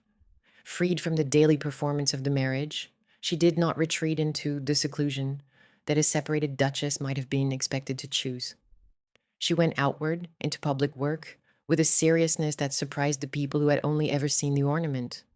She threw herself into the welfare causes that had always drawn her: housing for the poor, the conditions of working women, the care of children, and she did it not as a patroness, lending her name, but as a woman doing the work.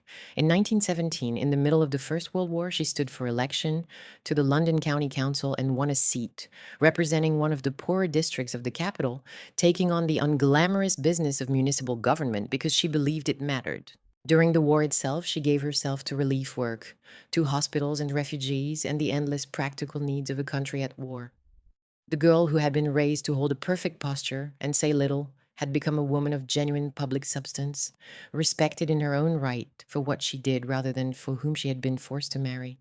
It is one of the quiet justices of the story that the very separation which society pitied as her failure was the thing that gave her back her life. But the recovery had a wound running through the middle of it, and the wound was her son's. In a family like the Marlboroughs, the boys did not belong to their mother. They belonged to the house, to the name, to the father whose title they would carry, and the conventions of that world placed the upbringing of an heir and a spare firmly within the Duke's domain. Consuelo, separated and increasingly resident apart, had to fight the slow gravitational pull of an entire system that drew her children toward their father's establishment and away from hers. She remained devoted to them, and they to her, by every account that survives.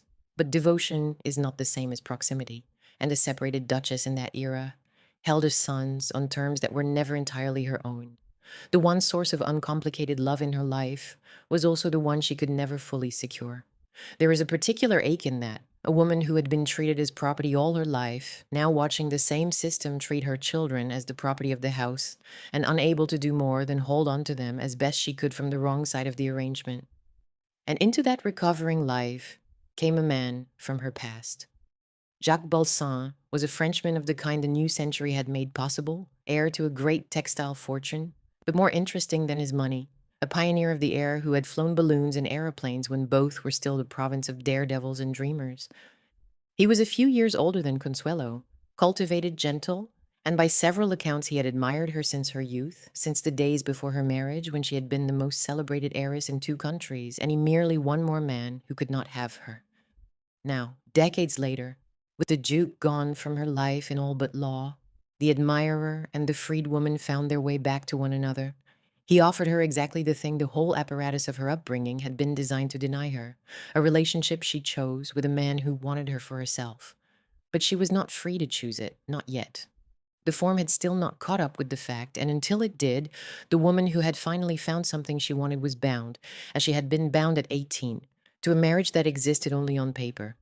The thing that finally began to move the machinery was death, and changing times and the slow exhaustion of the world that had built the marriage in the first place. The years around 1920 were the hinge. The Great War had remade everything. The confident, rigid society that had staged the wedding of 1895 was older now, poorer, less sure of itself, its certainties shaken loose by 4 years of slaughter, and a world that no longer looked the way it had. Divorce, while still a scandal, was no longer the unthinkable catastrophe it had been a quarter of a century before. The walls that had held Consuelo in place were not falling exactly, but they were softening, and the people behind them were tiring of holding up a fiction that had served its purpose long ago. And then, on the 22nd of July, 1920, in Paris, William Kissam Vanderbilt died. He had been the paying father, the man whose American fortune had purchased the title and underwritten the establishment and built the London house, the financial anchor of the entire arrangement. With his death, one of the great fixed points of the old transaction was simply gone. The settlement he had made, the money he had moved across the ocean, the whole structure he had financed, all of it now belonged to a closed chapter, the work of a man who was no longer there to be considered. There is a hard symmetry in it. The marriage had begun with his signature and his money. Now his death helped clear the way for its ending. The man who had paid to make Consuelo a duchess had, in dying, removed one more reason for her to remain one. His death deserves a moment of its own because his place in the story has always been the most ambiguous. He had been the passive father, the man who signed and paid and did not fight for his daughter when fighting might have saved her. And yet, in the years after Alva divorced him, it was to her father that Consuelo had remained close. The gentler of her two parents, whatever his failures of nerve, a man who had loved his pleasures and his horses and in his undemonstrative way his children. He had spent his last years largely in France, the country in which his daughter would now make her own life. When he died in Paris in the summer of 1920, Consuelo lost a parent who had never been cruel to her, even if he had also never protected her. It was a complicated grief, the kind that has no clean shape, mourning a man who had failed her quietly while her mother failed her loudly, and who had, for all that, been the safer of the two to love. It is worth pausing here, in this gap before the ending, to take the measure of what had already been spent, because the arithmetic of it is the quiet horror at the center of the whole story. Consuelo had been 18 years old on the morning of her wedding. She was now in her early 40s. Between the girl at the church and the woman waiting to be free stretched a quarter of a century. 25 years, nearly the whole of her adult life, given over to a decision she had not made and had begged not to make. The best of her youth was gone. The marriage that had taken it had produced 2 sons and saved a palace, and delivered to everyone except her, more or less what it had promised. She had endured it with a grace that cost her more than anyone watching ever knew. And now, at last, after a third of her life, the world was finally prepared to let her undo a thing it had forced upon her when she was barely more than a child. The relief, when it came, would be real. But there is a particular cruelty in relief that arrives this late, because it cannot give back what the waiting took. The years do not come back. That is the thing no settlement, no decree, no confession could ever repair. The ending, when it came, did not come as a single event. It came as a sequence, across 5 years, each stage stripping away another layer of the fiction until nothing was left but the truth. The first stage was the divorce. In 1921, after a quarter of a century of marriage and 15 years of separation, the Duke and Duchess of Marlborough were at last divorced in the civil courts, the legal bond formally cut. It should have felt like nothing more than paperwork catching up with reality, and in one sense it was. But it was also the moment at which the thing the world had sentimentalized as a fairy tale was officially recorded as a failure. Not the marriage that the newspapers of 2 nations had celebrated as the triumphant union of American money and English nobility was now, in the cold language of a court decree, a marriage ended. The fantasy that Alva had sold to 2 continents in 1895 had its public unmaking in 1921.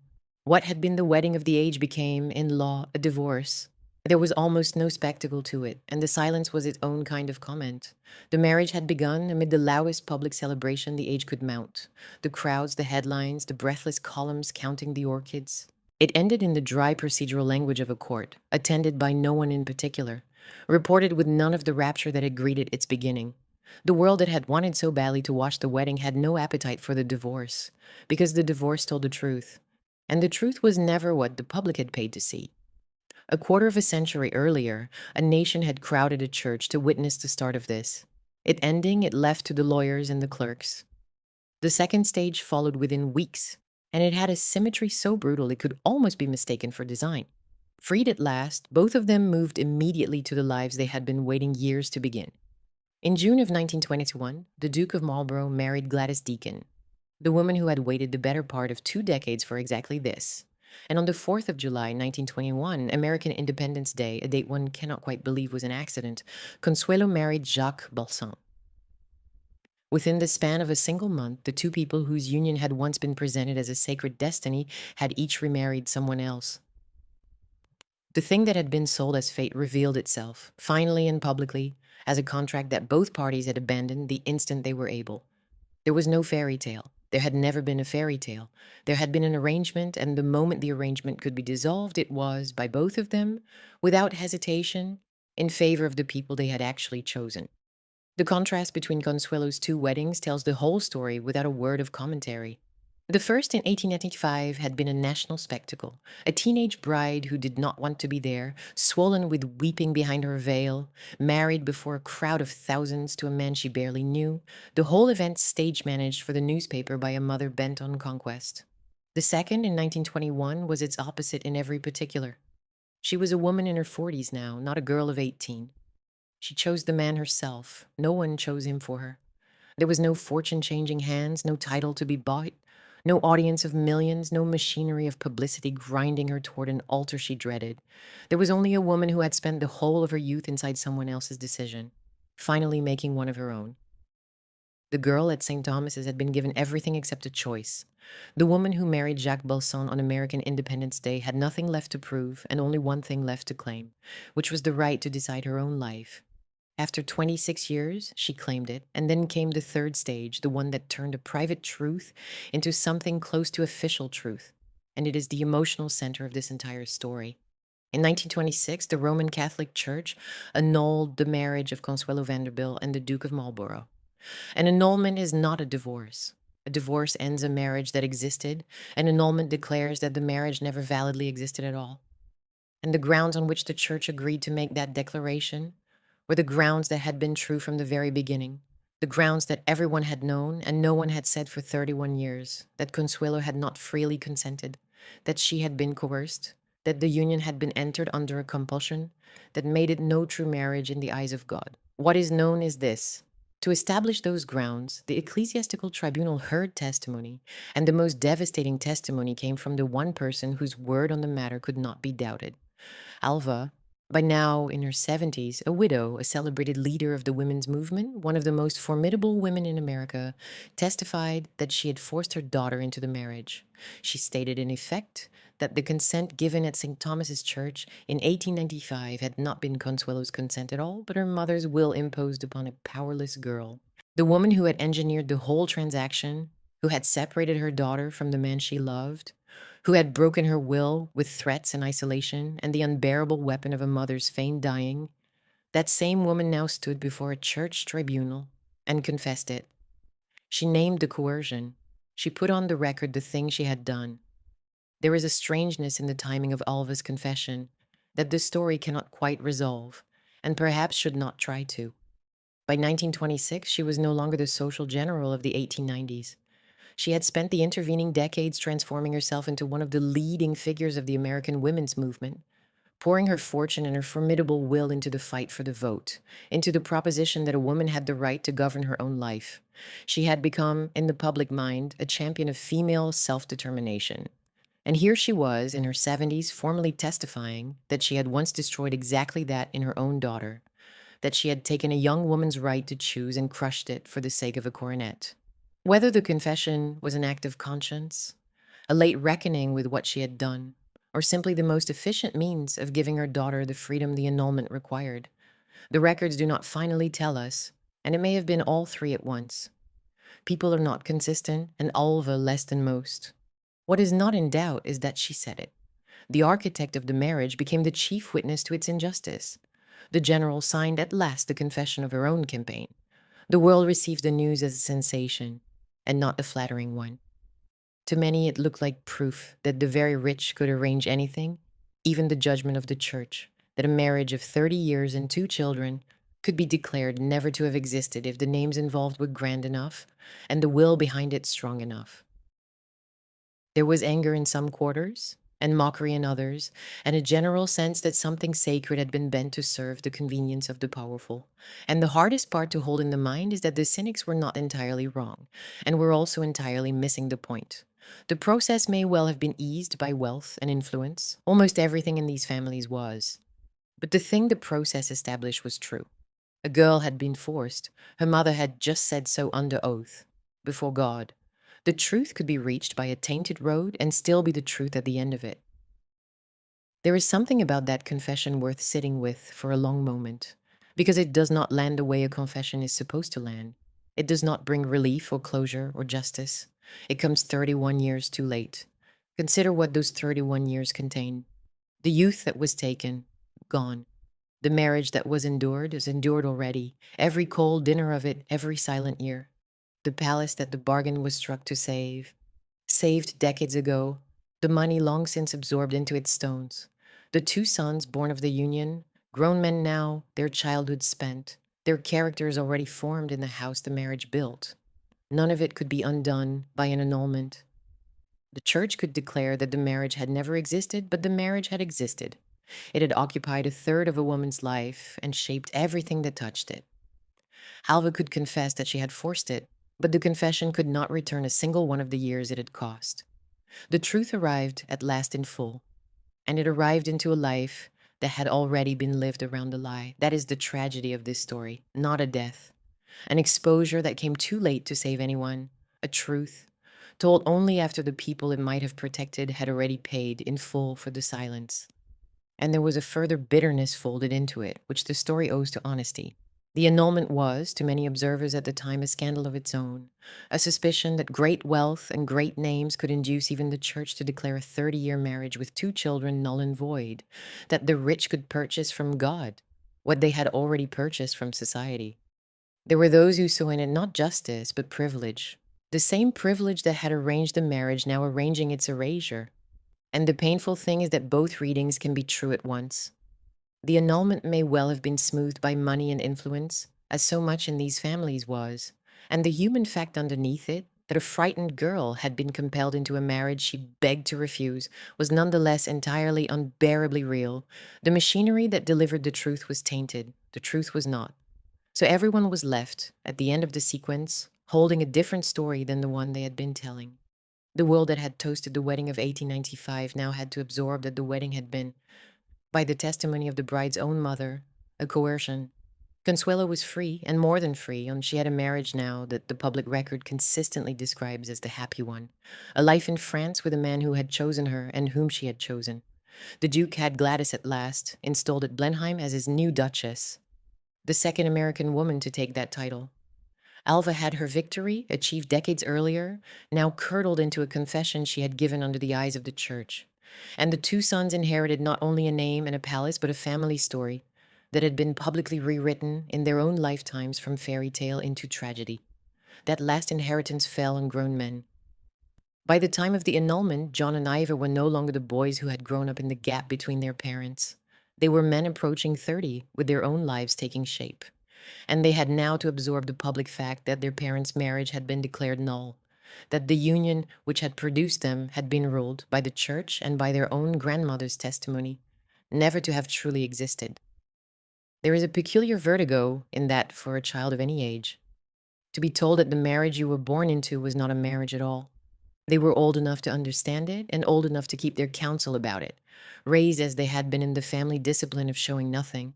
But the story they carried forward now had a different shape than the one they had been born into. The fairy tale their parents' wedding had been sold as in 1895 was gone for good, replaced by something truer and far harder to live beside. The knowledge that their existence was the product of a coercion their own grandmother had confessed. The asymmetry of it is the thing to hold on to. Legal relief had come, religious relief had come. Consuelo was free and happy and vindicated by her mother's own admission. But relief is not repair. The decree could free her from the Duke. It could not give her back the girl of 18 or the years between. She would have from here a good life, but it would be a good life built on the far side of a stolen one, and the theft could never be reversed, only outlived. That in the end was the most she could hope for. Not justice, not restoration, only the chance to be happy afterward, in whatever time remained. And the happiness, when one looks at its first form, was almost startling in its ordinariness. Startling precisely because she had been denied the ordinary for so long. With Bolsan, she made a life in France, in houses that were hers and his rather than monuments to anyone's dynastic ambition, among people who came for the company rather than the rank. There were no cold corridors, no silent dinners at the far ends of vast tables, no performance demanded for an audience of millions. There was, by every account, conversation and warmth and the unremarkable pleasure of 2 people who had chosen each other and were glad of it. For a woman who had spent 26 years as the most magnificently appointed prisoner in England, the revelation was not luxury. She had always had luxury, but ease. She had never, in her whole adult life, simply been at ease in her own home. Now in middle age, in another country, with another man, she finally was. It is a modest thing to set against everything that was taken. It was also, perhaps, the only kind of repair that was ever actually available to her, and she took it. And here is the thing the annulment did not touch. The reason this story does not end with Consuelo's escape into a French summer. The decree freed the woman. It did not free the house. Blenheim was exactly where it had always been, vast and cold and hungry, and it had simply acquired a new mistress to absorb. Gladys Deacon had waited the better part of 20 years to become the Duchess of Marlborough, certain as Consuelo's predecessor had perhaps once been certain that the prize was worth the wait. She was about to discover what the first American duchess had discovered before her, that the palace did not give itself to the women who entered it, it took from them. The marriage of money and title had ruined one woman and let her go. The pattern that produced it was still standing, still operating, still set in the same Baroque stone. And it was about to begin again with a new and even stranger woman at its center, in a marriage that would end not in a courtroom but in something far closer to a siege. The siege took years to arrive, but arrive it did, and it played out inside the very rooms that the first American duchess's money had saved. The Duke and his second Duchess had married in 1921 with the confidence of two people who believed that the long wait had been the only obstacle. They were wrong.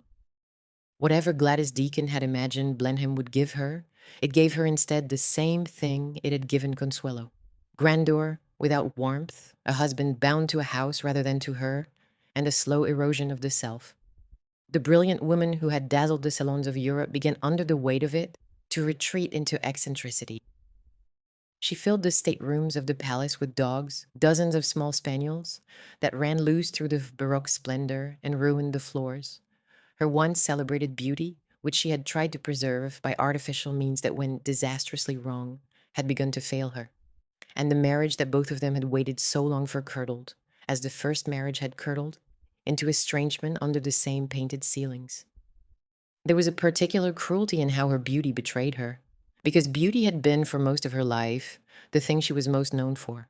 Years earlier, in pursuit of an ever more perfect profile, she had submitted to injections of wax beneath the skin of her face, a procedure that in time migrated and hardened and sagged, so that the very features she had tried to immortalize became the mark of its ruin. The woman whose looks had been discussed in the drawing rooms of Europe grew strange to look upon, and she withdrew further into the dim, dog-filled rooms of a palace where she was no longer wanted.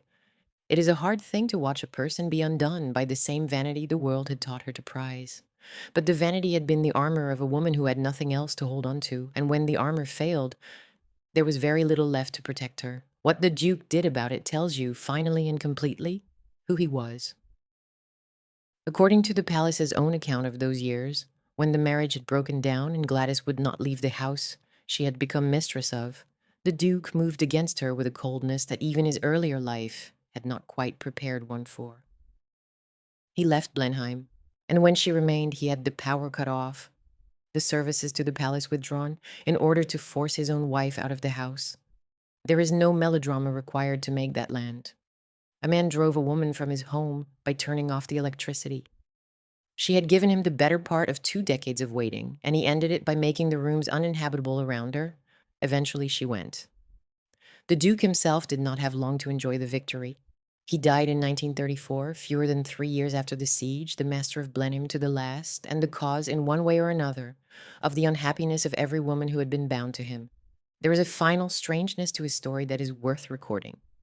After the annulment had declared his first marriage null, the Duke converted to Roman Catholicism. The faith of the church that had agreed the marriage to Consuelo never truly existed. The proud coal man, who had treated 2 marriages as instruments of the house, ended his life inside the institution that had unmade the first of them. What he was seeking in those last years, peace, absolution, belief, or simply another kind of order, the record does not say. He had spent his whole life serving Blenheim, and Blenheim had given him in return a great house he could not afford, 2 failed marriages, and a name that would outlast him. He had saved the palace twice over, with 2 American fortunes and 2 American wives. It is not clear that the palace ever gave him a single hour of happiness in return. He died as he had lived, the servant of a building, and the building barely noticed he was gone. Gladys outlived him by more than 4 decades, and her ending is the loneliest in the whole story. Driven from the palace, she withdrew from the world almost entirely, living in increasing seclusion and disrepair, and in time she was committed to a psychiatric hospital, where she remained for many years, forgotten by the society that had once thought her the most fascinating woman in Europe. She was very nearly lost to history altogether. Late in her life, a young biographer sought her out and found her there, old and strange and sharp still in flashes, and drew from her the memories that would preserve her story. Hugo Vickers, who found her in her last years and would write the book that rescued her from oblivion, gave back to history the woman the world had thrown away. She died in 1977, the second American woman whom Blenheim had taken in and worn down, the second to discover that the prize had teeth. Two women had married into that house, believing the title was worth the cost. Neither of them had been right. Consuelo's path, mercifully, ran the other way, and the contrast is the consolation the story badly needs. The woman who had been broken at 18 was, in the second half of her life, simply happy. Not dramatically, not as compensation, but in the ordinary daily way that had been kept from her for 26 years. The marriage to Jacques Balsan held, and by every account it held warmly, two people who suited one another, moving between their houses in France and the wide circle of friends that gathered around them. When the Second World War came and France fell, Consuelo and Balsan left for the United States, and she lived out the war and the years after it in the country of her birth, a grande dame now in the fullest and least ironic sense, surrounded by family and friends and the respect she had earned across a long life of public usefulness. She had her sons, and in time her grandchildren, and the kind of late life abundance that the cold years at Blenheim could never have predicted for her. She did not retire into grievance. She continued the charitable instinct that had always defined her, lending her name and her energy to causes on both sides of the Atlantic, an old woman who had learned long ago that usefulness was its own form of dignity. The girl who had been kept silent now presided over a wide and affectionate circle, the survivor of a vanished world who had outlasted nearly everyone who had wronged her. There is a quiet triumph in that which the story should not pass over. She had been handed the worst that her world could do to a woman of her position, and she had come out the other side of it not bitter, but whole. And then, in 1953, she did the most consequential thing of her later years. She wrote it down. Her memoir, published under the title The Glitter and the Gold, told the story of her life in her own words: the forced marriage, the cold years at Blenheim, the mother's coercion, the whole machinery of the bargain she had been made to serve. It was her account, shaped by her memory and her sense of her own story, and as we have seen, it must be read as that rather than as a neutral record. But it was hers, after a lifetime of being spoken about, priced, arranged, and explained by other people. The woman at the center of the most famous transatlantic marriage of the age finally took possession of her own history and set it down. Almost everything the world now believes it knows about what happened to her flows, in the end, from the fact that she lived long enough and was free enough to tell it herself. She gave the book a title that held the whole of it in 4 words. She called it The Glitter and the Gold, the glitter being everything the world had seen, the wedding and the jewels and the palace and the duchess on the arm of her duke, the gold being what it had all actually cost and who had paid it. She had understood, by the end of her life, exactly what her story meant, and she chose a title that told you the verdict before you opened the cover. Jacques Balsan died in 1956. Consuelo lived on a few years more and died on the 6th of December 1964 at her home on Long Island. She was 87 years old. There is one last detail of her ending that carries more weight than any other, and it is this. She was brought back across the ocean and buried in the churchyard at Bladon, in Oxfordshire, in the shadow of Blenheim Palace, near the grave where her old friend Winston Churchill would shortly come to lie. The girl who had been sent against her will to that great house, who had spent the best of her youth inside its cold walls and fought for a quarter of a century to escape it, returned in death to rest within sight of it. Make of that what you will. She had outlived the marriage, outlived the Duke, outlived very nearly everyone who had arranged her fate. And she chose, or it was chosen for her, to lie down at last in the country that had taken so much from her, beside the one member of that family who had only ever been her friend. Her mother had gone before her, and Alva's ending is the strangest knot in the entire story. After the death of her second husband, Oliver Bellman, in 1908, the force in Alva that had been spent on conquest and coercion found its final and most surprising object. She became one of the great patrons of the American women's movement. She opened Marble House, the very monument she had built to her own ambition, the house from which she had engineered her daughter's marriage. For a suffrage gathering in 1909, turning the stage set of her social war into a platform for women's votes. She founded organizations and bankrolled them. She built the Political Equality League to press the cause in New York, and she threw the full apparatus of her social machinery, the same machinery she had once used to force open the doors of high society, behind the unglamorous, grinding work of winning women the vote. She gave her fortune and her ferocious will to the National Woman's Party, financing the campaign at a level that the historians who chronicle the movement describe as decisive to its survival. She stood with its militant younger leaders, the women who picketed and went to prison and starved themselves in their cells, and gave them the money that kept the fight alive. The woman who had crushed her own daughter's right to choose became one of the most important funders of every woman's right to choose. She died in 1933, in her 80th year, and her funeral, by several accounts, was staged as a tribute to the cause. Women bearing her coffin, the banners of the movement on display, the militant slogans of the suffrage fight carried over the body of the Society General, who had ended her life as its benefactor. The contradiction never resolves because contradictions like that do not resolve. She had imagined freedom for all women while denying it to the one in her own house.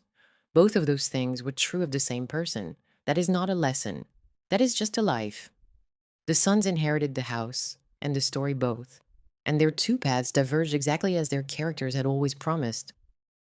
John, the heir, became the 10th Duke of Marlborough on his father's death in 1934, and he inherited Blenheim at the moment when the old aristocratic economy that had built it was finally collapsing for good. Death duties, the costs of the modern world, the long erosion of the great estates, all of it bore down on the palace. And the dowry that had once rescued it was decades gone, long since dissolved into stone and upkeep. And so, on the 1st of April 1950, the 10th Duke did the thing that closed the circle of the entire story. He opened Blenheim Palace to the public. He sold tickets to his own ancestral home by the palace's own account in order to raise the money to mend the roof. Consider the whole arc of it. A great house had required an American heiress in 1895 to keep it standing. 55 years later, the son born of that marriage had to open the doors to paying stranger to keep it standing still. The transaction that had cost Consuelo her youth had bought the palace barely 2 generations of solvency before the same problem returned in new and irreversible form. That is not a lesson either. That is just the history of a great house in decline. John lived nearly 40 years as the 10th Duke, holding the palace together through the lean middle of the 20th century, through the war and the long erosion of everything his ancestors had taken for granted.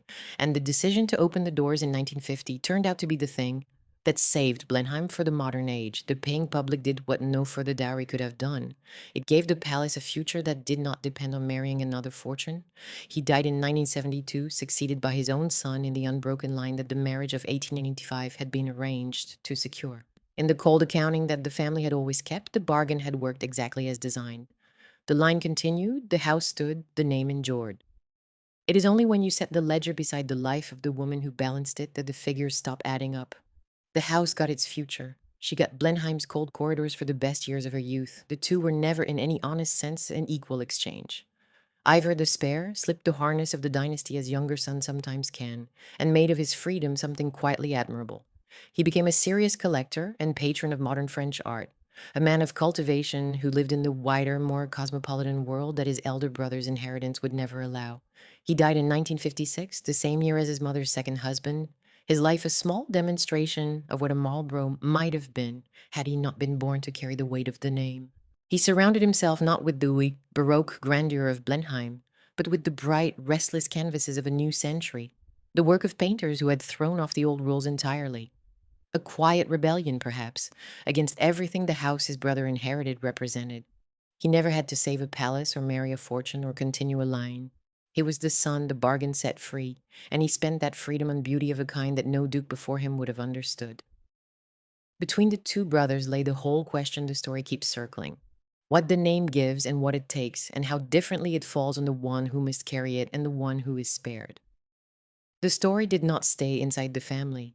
It became, across the 20th century and into our own, one of the most retold of all the tales of the Gilded Age, because it offers everything an audience could want: glamour and cruelty, palaces and weddings, and the destruction hidden inside good manners. There is a reason a story like this refuses to die. And it is not only the spectacle of it, it is that the bargain at its heart has never entirely stopped being legible to us. We no longer trade daughters for dukedoms in quite so literal a fashion, but the deeper transaction, the family that measures a child's worth in what she can be exchanged for, the public glamour that conceals a private cost, the great institution that must be fed whatever the human price rate, these are not antiques. They are why audiences a century later still lean toward the screen when the weeping bride appears, recognizing something in her that the orchids and the headlines were designed to hide. It began, fittingly, with Consuelo's own telling, but the largest container for the whole phenomenon she belonged to was the work of an earlier hand. Edith Wharton, who had moved in exactly this world, left at her death an unfinished novel called The Buccaneers, about young American women crossing the ocean to marry into a titled English society that valued their money more than their happiness. And Consuelo Vanderbilt stands among its essential real-life inspirations. The novel was adapted by the BBC in 1995 and again in a freer and more modern form by Apple, whose version released its second season in June of 2025. What The Buccaneers captures is the emotional climate of the whole exchange. What it cannot quite capture is the ledger-like specificity of the real Vanderbilt bargain. The exact dollars, the exact years, the exact confession. The pattern surfaced again in the work of Julian Fellowes, who has returned to it more than once. Downton Abbey, which began on British television in 2010 with Elizabeth McGovern as the American heiress Cora, whose fortune props up an English estate, popularized the gentler version of the arrangement for a vast new audience. More pointedly, his later series, The Gilded Age, built a storyline that observers, including the press, identified as loosely modeled on Consuelo herself. A railroad fortune, a Manhattan mother hungry for rank, a duke, a weeping bride, the old question of what a daughter is worth to a family that counts in symbols. The young heiress at the center of that story, played by Taissa Farmiga, walks a path her audience recognizes precisely because it happened once for real. What these dramas get right is the coercive social logic. What they tend to soften is the length of the real aftermath. The decades of unhappiness, the separation, the slow legal unmaking, the confession that came too late, which made the true story heavier than any adaptation has been willing to be. The biographers, for their part, have not softened it. Serious lives of these women have appeared across the decades, among them a major dual study of mother and daughter together, tracing the way the one shaped and broke the other across the whole arc of the Gilded Age, refusing the easy temptation to make either of them a simple villain or a simple victim. And the culture has begun, lately, to revisit the women themselves with more seriousness than the old fairy tale allowed. A major London gallery devoted a display to the American heiresses and the British aristocracy in 2014, naming Consuelo among them. And in 2025, a heritage exhibition reframed the so-called dollar princesses as far more than commodities, drawing attention to the contempt buried in the very phrase. The women who were once reduced to money with tiaras are slowly being seen, instead, as people. It has taken the better part of a century. Consuelo, who told the truth about herself in 1953 and was met largely with fascination at the spectacle rather than recognition of the wound, would perhaps have found the shift a long time coming. What remains in the end is mostly stone. Blenheim Palace still stands in Oxfordshire, vast and baroque and magnificent, a World Heritage Site and the seat of the Dukes of Marlborough to this day. The 12th Duke is in residence now, and since 2017, the estate has been held under an independent charitable foundation that frames the palace as a public benefit as much as a family home. A recognition, finally and formally, that a house like this can no longer belong only to the family whose name it carries. The doors the 10th Duke opened in 1950 have never closed. The current family still lives in a private wing, while the public moves through the staterooms below, an arrangement that would have appalled the 9th Duke and that has become in the end the only way a house of this scale can go on existing at all. Hundreds of thousands of visitors pass through the rooms each year, and the money they bring is now simply part of how the palace survives. The house that consumed two American women, and that required a railroad fortune to save, has become, in the 21st century, a heritage attraction sustained by the public it once shut out.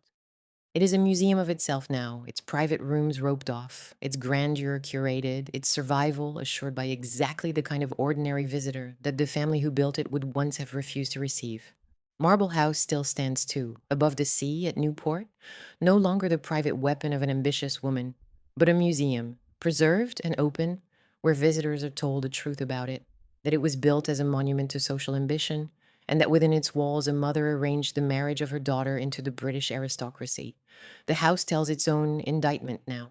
The two great properties of this story, the one that demanded the bargain and the one that was built to make it possible, Both survive as places the public may walk through, while the private world that raised them is entirely gone. The Marlborough title continues, passed down the generations to the present Duke. There is a quiet completion in that, too rarely noticed. The Dukes who have followed all descend from John, the heir Consuelo bore in 1897, which means that the Vanderbilt blood she was forced to carry into that house runs to this day through every Duke of Marlborough who has held Blenheim since.